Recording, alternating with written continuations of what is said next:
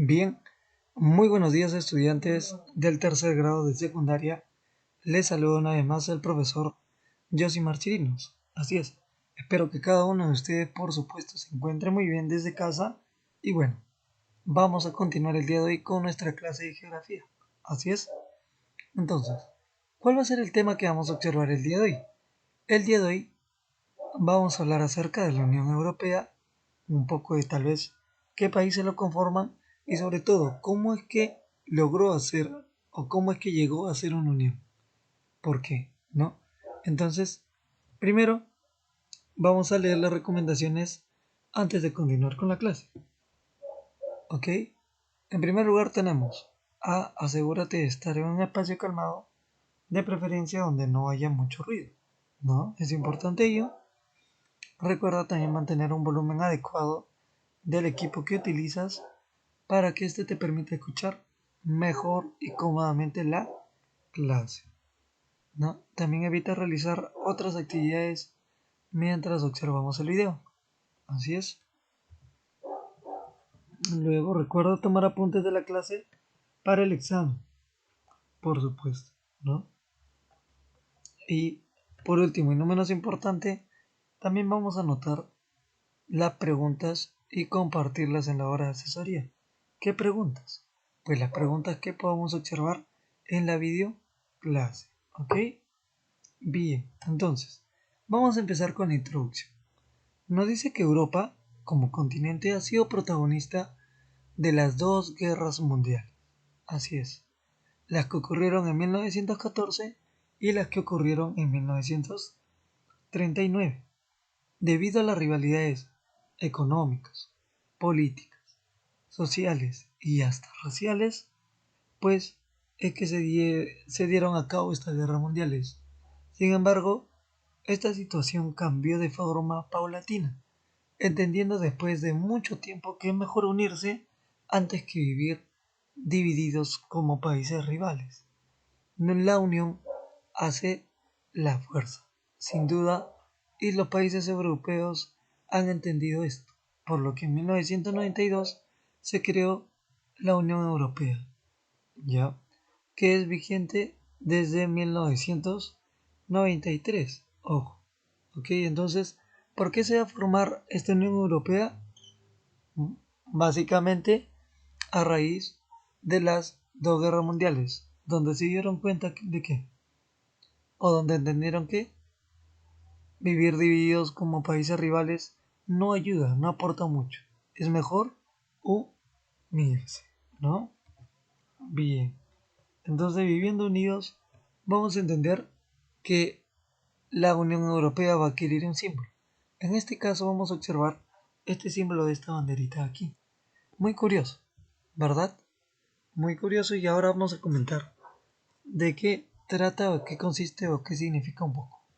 Bien, entonces, vamos a tener que el símbolo de la bandera europea va a ser justamente este, que tiene dos estrellas en un círculo o que forman un círculo y simbolizan los ideales de unidad, ¿no? De solidaridad y de armonía entre los pueblos de Europa, ¿no?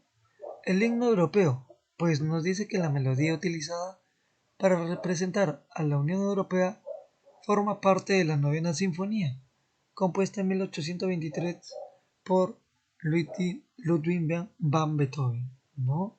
Entonces, que decidió poner música al poema Oda a la Alegría, escrito por Schiller en 1785. Entonces, fue así como en 1994 se grabó en el Teatro da Trindade de Lisboa, ¿no? ¿Cuál? Pues la sinfonía o la novena sinfonía de Beethoven para el himno de la Unión Europea. Ahora, el Día de Europa. Las ideas en las que se asienta la Unión Europea se expusieron por primera vez el 9 de mayo de 1950 en un discurso pronunciado por el entonces ministro de Asuntos Exteriores francés Robert Schuman, ¿no? Esta es la razón por la que el 9 de mayo se celebra como una fecha clave para la Unión Europea. ¿Por qué? Acá nos dice. porque justamente el 9 de mayo, hace ya prácticamente un poco más de 70 años, en un discurso pronunciado por Robert Schuman, eh, nos dice que va a ser justamente la razón para considerarlo como el Día de Europa. No solamente el Día de Europa, sino de esa unión, ¿no? Que se vino dando. Entonces, en el lema, van a tener un lema, claro que sí, va a ser el siguiente: unida en la diversidad. Unida en la diversidad. Bien, entonces, continuamos con lo siguiente. Vamos a conocer un poco acerca de las instituciones y organismos con los que cuenta esta Unión Europea. Bien, primero en instituciones y organismos. Primero tiene el Consejo Europeo, que marca la dirección política general de la Unión Europea, pero no tiene poder para aprobar leyes. No tiene poder para aprobar leyes. Se reúne durante 2 o 3 días cada 6 meses como mínimo. Como mínimo se reúne durante 2 o 3 días cada 6 meses. Con su presidente a la cabeza, en la actualidad Herman Van Rompuy ya está compuesto por los jefes de Estado o de gobiernos nacionales, además del presidente de la Comisión. Entonces, también vamos a contar con un Parlamento Europeo que representa a los ciudadanos de la Unión Europea, es elegido directamente por ellos, ¿no? Luego tenemos al Consejo de la Unión Europea, que representa a los gobiernos de cada uno de los Estados miembros, es decir, de los países que conforman eh, esta Unión Europea, y pues comparten la presidencia del Consejo con carácter rotatorio. Y luego tenemos la Comisión Europea. Esta comisión representa los intereses de la Unión en su conjunto, ¿no? Entre otras instituciones vamos a tener, por ejemplo, al Tribunal de Justicia y al Tribunal de Cuentas, ¿no? Para ello debemos mencionar al Banco Central Europeo, que es el responsable de la política monetaria europea, ¿no? De la política monetaria europea.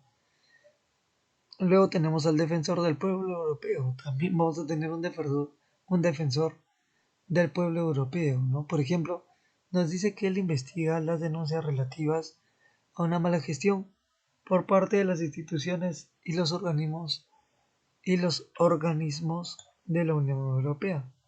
Entonces, hasta ahí tenemos muy buenos datos, y uno último va a ser que el Banco Europeo de Inversiones pues financia proyectos de inversión de la Unión Europea y ayuda a las pequeñas empresas a través del Fondo Europeo de Inversiones, ¿no? Qué bueno, ¿no? Qué interesante, porque cuando se brinda ese apoyo, estos negocios pueden surgir mucho más. ¿Ok? Bien.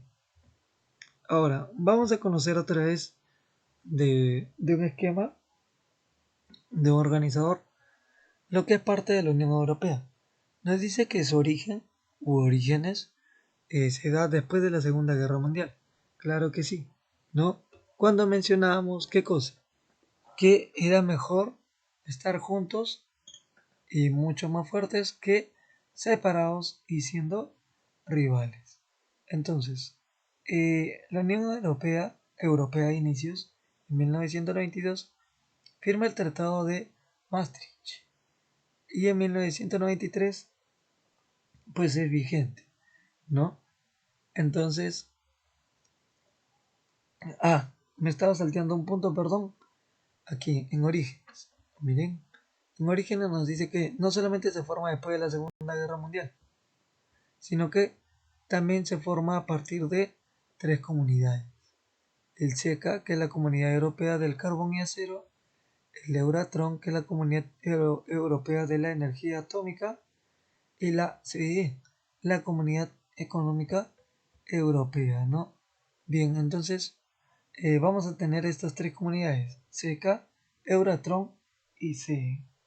Ahora, con respecto a como le mencionaba, a los inicios, justamente aquí se va a dar la firma del Tratado de Maastricht, para que en 1993 ya sea vigente como Unión Europea. Su sede fue o es en Bruselas, Bélgica, y los miembros son justamente 28 países europeos, ¿no?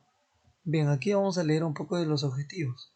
Nos dice que uno de sus objetivos de la Unión Europea es establecer el mercado común, también eliminar derechos arancelarios, establecer tarifa aduanera común, claro, abolir los obstáculos a la libre circulación de personas, servicios y capitales, ¿no? Entonces, es importante, es importante mencionar estos puntos. Claro que sí, porque a veces también ocupamos espacios donde no podemos ni transitar, ¿no? Como la pista. Entonces hay que abolir también estos obstáculos a la libre circulación, ¿no? En general. También nos dice que la Unión Europea está compuesta por instituciones como el Parlamento Europeo, el Consejo Europeo, Consejo de la Reunión o de la Unión Europea. También tenemos al Tribunal de Justicia Europea y al Banco Central Europeo, que van a ser instituciones justamente de esta Unión Europea y la Unión Económica y Monetaria, por así decirlo.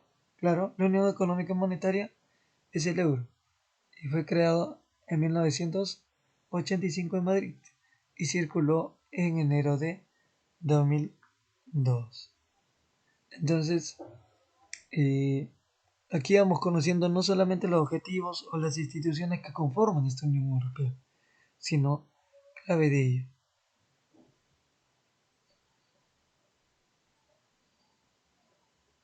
Ya, bien, entonces, aquí vamos a tener por último unos datos extras sobre la Unión Europea. ¿Ok? ¿Cuáles van a ser? Que la Unión Europea ganó el Premio Nobel de la Paz en el 2012.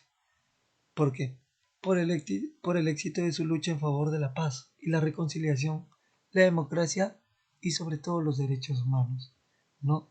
Se decidió destinar la dotación de premio de 930.000 euros, ¿no? A los niños que no tienen la oportunidad de poder crecer en un país en paz y duplicó el importe hasta alcanzar los 2 millones de euros.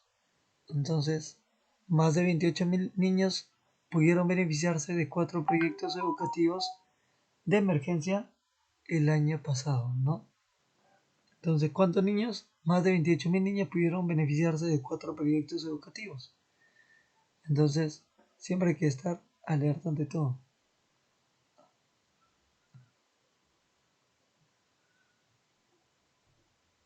Ya, y ahora, ¿cómo trabajar en la Unión Europea?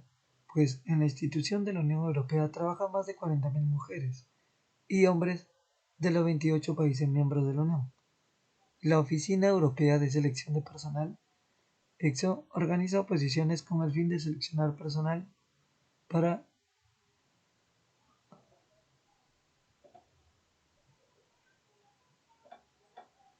Ya, perdón. Entonces, aquí vemos que cómo trabajar en la Unión Europea, pues lo mencionaba, ¿no? Que hay 40.000, digamos, puestos de trabajo entre mujeres y hombres que forman parte de los 28 países miembros de la Unión y la Oficina Europea de Selección de Personal organiza oposiciones con el fin de seleccionar personal para ocupar puestos permanentes y no permanentes.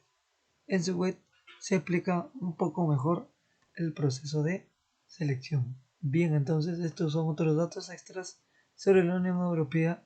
Esta es la tarea domiciliaria en la página 140 y muchas gracias por su atención chicos. Nos vemos en la próxima clase. Hasta luego.